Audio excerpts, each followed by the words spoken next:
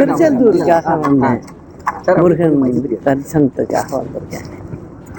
Personal visit தான். சரி, அரசியல் சூழ்நிலைகள் எப்படி இருக்கு? இப்போ உள்ள அரசியல் சூழ்நிலைகள் இப்போ உள்ள அரசியலுக்கே எப்போதும் போலதான் இருக்கு.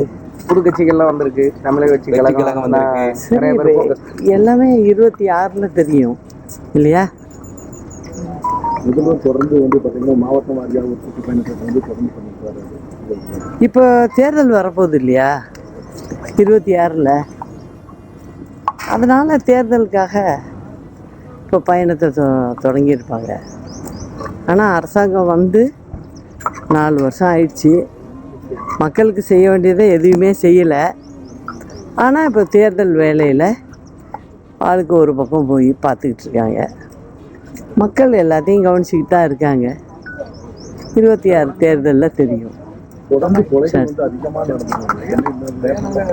தமிழ்நாடு முழுவதும் கொலைகள் அதிகமாக தானேங்க இருக்கு.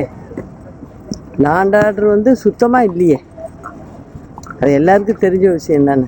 பெண்கள்லாம் இரவு ஈவினிங் பார்த்தீங்கன்னா 5 மணிக்கு மேலேயே யாரும் வந்து வெளில போக முடியலை, அதுதான் சூழ்நிலை. ஆனால் வந்து அவங்க ஆட்சியில் ரொம்ப நல்லா செய்கிற மாதிரி ஒரு பிம்பத்தை ஏற்படுத்தி போயிட்டுருக்காங்க. ஆனால் தமிழ்நாடு மக்கள் எந்த அளவுக்கு கஷ்டப்படுறாங்க அப்படிங்கிறத இந்த நிமிஷம் வரைக்கும் அவங்களுக்கு தெரிஞ்ச மாதிரி தெரியல எனக்கு.